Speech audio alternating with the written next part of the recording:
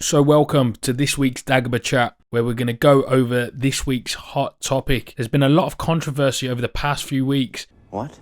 Now, a rumour was being spread that the film had been cancelled. It seems now Lucasfilm have now come out and said that the film is not actually cancelled. It will go ahead. And they are just waiting on Stephen Knight's script to be turned in, which was supposed to be given to Lucasfilm in December. That hasn't happened yet. But in this new report from Star Wars Newsnet, we seem to be getting more meat to this story. So in this report, it suggests that Shawn Levy's Star Wars film may involve Rey. So it mentions in the article, a new report from Jeff Snyder has included a few nuggets from the current state of Star Wars films, including the fact that Rey Skywalker may be part of Shawn Levy's movie. In the latest newsletter, Snyder presented a notebook dump on everything he's been hearing about Star Wars lately. Perhaps the juiciest nugget it says here is that Rey's return to the big screen might not just be in the new Jedi Order film from writer Stephen Knight and director Sharmeen Obaid-Chinoy. So Snyder is hearing Shawn Levy's Star Wars movie may also involve Rey somehow. Though he didn't provide any additional details, it should be noted here that Daisy Ridley said she was only pitched the story for one movie when she signed up to return, though added that's not to say that that's all it is. Could he be directing the sequel to the new Jedi Order movie? Now that is a possibility. However,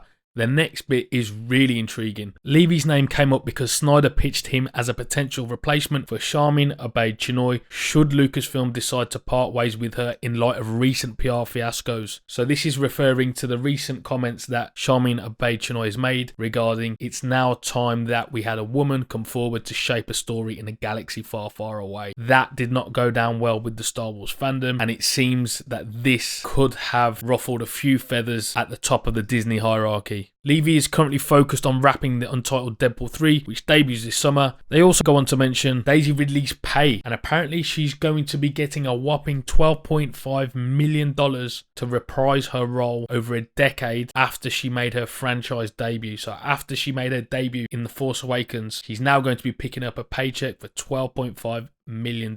Snyder ended the portion of the newsletter by hinting that other talent from The Force Awakens could be joining her, enticed by Ridley's payday. I'm sure we all remember when John Boyega mentioned that Disney are never going to be able to Disney Plus him. Well, I wouldn't be surprised if Boyega wants to jump on this paycheck because it looks like Disney are putting aside a lot of funds for the cast. Snyder also went on to mention the recent storm of contradictory headlines, and for starters, he reiterated what we heard about Knight's writing proceeding business as usual. He claimed that despite reports, development on the film is not delayed indefinitely, meaning that the film will still go ahead. And Snyder finishes off the article with the recently announced Mandalorian Grogu film. And Snyder also goes on to mention that he doesn't expect to see Dave Filoni's Star Wars movie till December 2028. That is a very long time away. So we should expect to see some top quality Star Wars material before then.